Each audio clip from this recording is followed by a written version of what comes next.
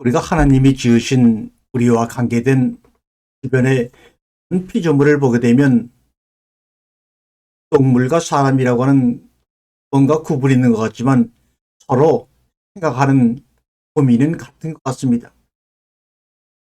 과거로 옛날부터 지금까지 사람들은 내가 누구야, 너 자신을 알라는 명제 속에서 끊임없이 자기 자신이 누구인지를 알려고 몸부림쳤던 우리의 역사와 문화가 있습니다. 그런데 이 동물의 세계에서도 우리가 KBS에 보게 되면 동물의 세계라는 방송이 참 오랫동안 사랑을 받으면서 방영되고 있는데, 거기서도 보게 되면 알게 모르게 동물들도 자신이 누구인지 알지 못해 몸부림치는 모습들을 종종 봅니다. 이게 누구야? 도대체 넌 누구니? 이게 오늘 하나님의 말씀을 통하여 우리가 서로 갖고자 하는 귀한 깨달음입니다. 아마 여러분 애벌레를 보셨습니다. 애벌레 참으로 숭충이 같기도 하고 아주 보기가 그렇게 편한 모습은 아니죠. 그런데 그 애벌레가 자신을 감싸고 있던 그 두꺼운 껍질을 깨고 벗고 나와 나비가 되었습니다. 땅에서 그냥 제대로 움직이지 못하던 그 애벌레가 어느 날 껍질을 깨고 나와서 하늘을 날다니요. 너 상상할 수 있는 일입니까? 얻지도 못하던 애벌레가 껍질을 깨는 순간 다양한 노랑, 빨강, 분홍, 다양한 색깔을 가진 날아다니는 비행기가 되었단 말입니다. 그런데 정작 애벌레에서 껍질을 깨고 나온 나비는 정작 본인이 본인을 알아보지 못하는 사태가 발생했습니다. 당연하겠죠. 하늘을 나는 그러한 나비가 되었는데 어떻게 내가 이런 나비가 저런 보기도 흉측스러운 껍질을 가진 저 애벌레 속에 들어있던 것이 나야? 아니야, 그럴 리가 없어. 본인을 알아보지 못하고 나는 누구야? 라는 고민을 나비는 하였던 것입니다. 7년 동안 혹은 14년 동안 혹은 21년 동안 땅속에 묻혀 있다가 나온 우리가 보면 그 이름을 뭐라고 하나요? 매만 여치라고 하죠. 그 여치들도 그 오랜 세월 땅에 묻혀 있다가 나온 자기가 누구인지를 알 길이 없죠. 정작 그러다가 여름을 지나고 가을이 되기 전에 단 2, 3개월 살다가 그 여치는, 매미는 그렇게 다시 땅속에 애벌레 상태로 묻혀버립니다. 사람도 마찬가지 아닐까요? 애벌레가 이상하다고 생각할지 모르지만 또 땅속에 그렇게 오랜 세월 동안 묻혀있던 그런 매미의 그 애벌레가 좀 이상하다고 생각할지 모르지만 우리도 땅의 흙으로 빚어졌습니다. 땅에 젖은 흙으로 빚어져서 하나님이 그 코에 생기를 불어넣으시니 생명이 되었다. 흙으로 빚어서 그 안에 빈 공간 속에 하나님이 숨을 불어넣으시자 움직이는 동물이 된 겁니다. 생명이란 말을 그 창세기에서는 동물, 생물 이렇게 번역이 되어 있고 사람을 향해서만 같은 단어를 생명이다 이렇게 아마 좀 품격을 높여서 번역한 것이 아닌가 생각합니다. 흙으로 빚어져 에덴으로 동산으로 인도받은 아담이 자신이 누구인지 자신의 정체성을 알아보지 못한 것처럼 내가 누구야? 내가 누군지 알아야 우리는 하나님의 사랑을 영접할 수 있는 것입니다. 요새 젊은 사람들의 언어로 말하면 컴퓨터에 접속해서 컴퓨터를 쳐서 그 안에 있는 다양한 세계를 경험하고 받아들이는 겁니다. 접속이라는 말은 액세스라고 액세스.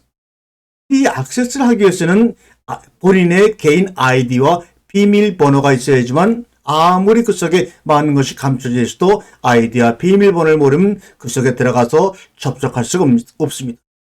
접속이라는 것은 기독교적인 용어로 말하면 영접이란 말과 똑같은 말 아닙니까?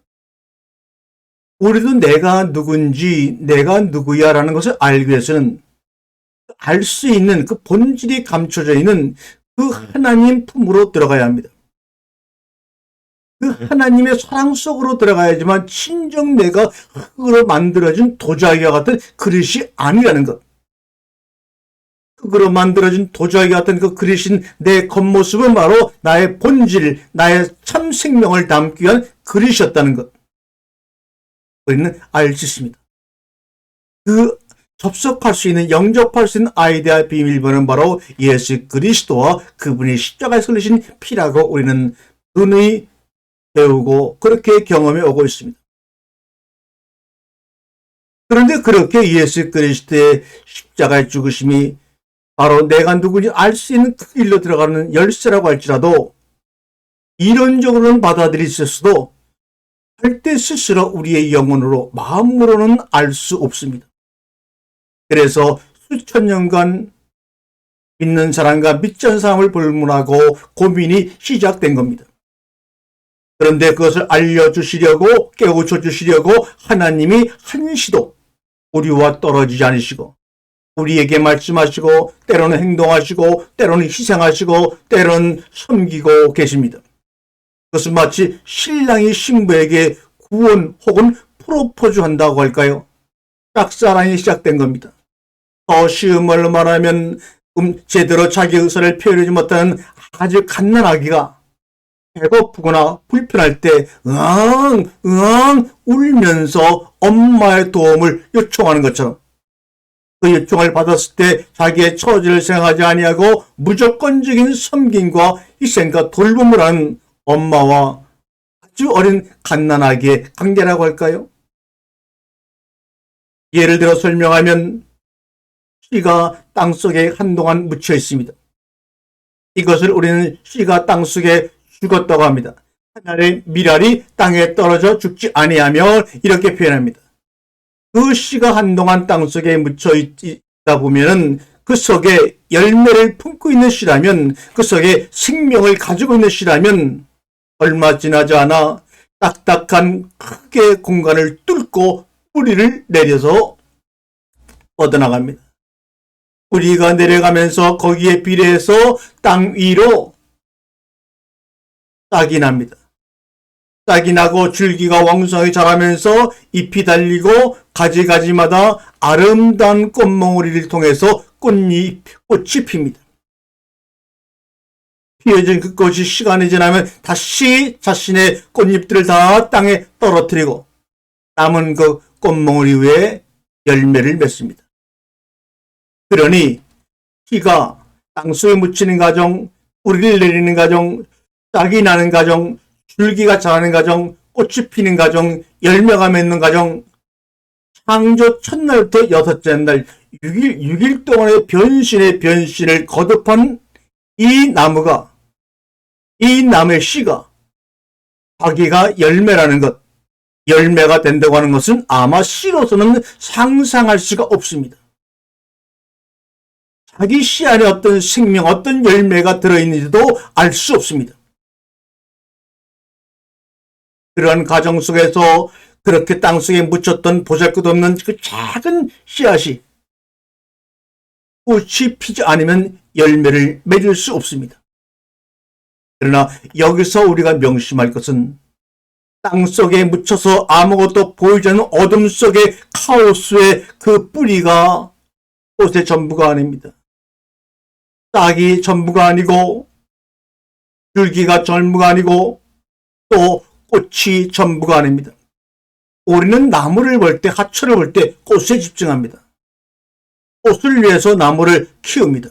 그러나 여러분, 이 꽃이라는 것은 아무리 아름다워도 잠깐입니다. 여기에 우리의 모든 것을 집중하면 우리는 안 됩니다. 그런데 많은 사람들이 다 여기에 집중하고 목매달아 삽니다. 속고 있는 것이죠. 허상에 우리의 실체를 놓치고 있는 겁니다. 이 꽃을 끝까지 보존하려고 하면 우리의 생명은 바로 거기서 끝이 나는 겁니다. 꽃이 핀다고 다 열매가 맺히는 것은 아니지요. 처음부터 씨 안에 열매가 들어있어야만 꽃이 열매로 연결됩니다. 우리의 동산에는 꽃이 아름답게 피었지만 열매를 맺지 못하는 꽃들이 얼마나 많이 있습니까? 그 차이는 꽃의 능력이나 꽃을 가꾸는 사람의 행위에 있는 것이 아니라 씨 안에 처음부터 열매가 들어있느냐 하는 것으로 결정나는 거죠. 씨 안에 열매가 들어있는 꽃의 향기는 씨 안에 열매가 들어있지 않은 꽃의 향기와는 남다릅니다. 이 세상의 모든 꽃의 향기에는 죽음의 냄새가 묻혀 있는 것을 아십니까? 마찬가지로 우리 그리스도의 향기, 너희는 그리스도의 향기가 되라고 사도 바울이 말씀했지만 그 그리스도의 향기도 인간 예수의 죽음의 냄새가 배었기 때문에 맞는 우리들에게는 향기가 되는 것입니다. 인자로 오신 인간 예수가 십자가에 합쳐져야 비로소 하나님의 아들 그리스도가 되시는 것처럼 인간 예수가 십자가와 합쳐져 죽음으로 말미암아 하나님의 아들 그리스도가 되신 것처럼 인류의 몸을 입고 오신 예수가 하나님의 아들 우리에게 그리스도가 되시기 위해서는 죽음이라는 과정을 피할 수 없습니다. 그 그리스도의 향기는 생명을 잉태하려고 하늘의 열매를 잉태하려고 벌과 나비를 부르는 사인입니다. 향기로운 꽃에 벌과 나비가 왔다 갔다 한다면 그때부터 죽음을 향한 대관식이 시작되는 것이고 죽음을 향한 냄새가 늘 진하게 풍길 것입니다. 그것이 향기입니다. 그래서 향이 좋은 것이고 죽음이 좋은 것입니다. 하나님 자신도 우리에게 그리스도가 되고 하나님의 아들로서 우리에게 증거되기 위해서는 십자가와 합쳐지지 아니하면 십자가에 합쳐져 돌아가지 아니하면 아니 되는 것처럼 우리도 그리스도인이 되고 하나님의 아들로서 그분의 음성을 들을 수 있으려면 우리도 이 죽음이라고 하는 하나님의 유별난 선물, 이 사랑을 통과하지 아니하면 아무도 그 자리에 올라가서 하나님의 음성을 듣고 그분의 사랑을 만남으로 말미암아 흙으로 만들어진 내가 내 인생의 전부인 줄 알았던 우리의 삶 가운데 진정 내 생명의 본질을 깨닫는 내가 누군지를 깨닫는 이 지구상의 가장 복된 자가 될 것입니다. 사랑하는 성도 여러분, 우리는 흙으로 만들어진 흙의 기억만을 가지고 세상에서 살아갑니다. 이 흙이 건조해서 갈라질까, 부서질까, 깨어질까, 남에게 무시를 당할까? 그러나 주님이 오셔서 십자가에 합쳐지는 섬김의 과정을 통해서 희생을 통해서 흙의 기억을 잘라내시길 원합니다. 돌비라는 거, 돌에 자신의 손으로 손수 기록해서 주신 그 율법이라고 하는 것은 바로 잘라냄을 당해야 하는 것입니다. 흙의 기억 속에서는 자신의 흙을 향해서 유익이 되는 것이면 선이고 유익이 되지 않는 것이면 악이라는 고정관념 속에서 서로를 판단하며 분별하며 살아납니다.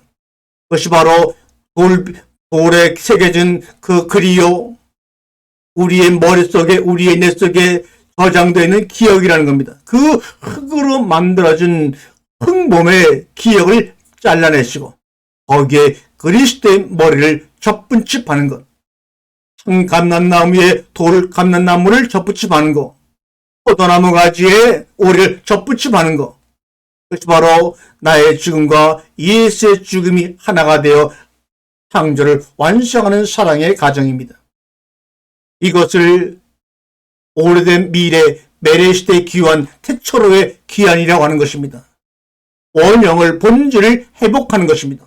본질을 벗어나 다른 길을 향하여 바삐가 된 인간들이 이제 십자가에 합쳐져서 우리에게 하나님의 아들로 그리스도로 오신 그분을 영접함으로 말미암아 그래서 우리의 흙의 기억들을 다 내어버리고 참된 기억력을 회복하는 순간 주어지는 것이 바로 은혜를 깨닫고 은혜를 갚는 길입니다. 우리가 하나님 앞에 우리의 원초적인 기억을 회복함으로 말미암아 내가 이런 은혜를 입었구나. 그러면 이제 내가 은혜를 갚아야지 라고 하는 은혜를 갚는다고 하는 행위는 바로 원형으로 최초로의 기한을 결단하고 돌아서 그분께로 가는 겁니다. 그러한 발걸음 속에 비록 때론 그 발걸음이 더딜지는 몰라도 그 걸음걸음을 통하여 내가 누구인지를 알고 깨닫게 되어 하나님의 구원, 하나님의 짝사랑을 영접하는 우리가 되는 것입니다. 아멘.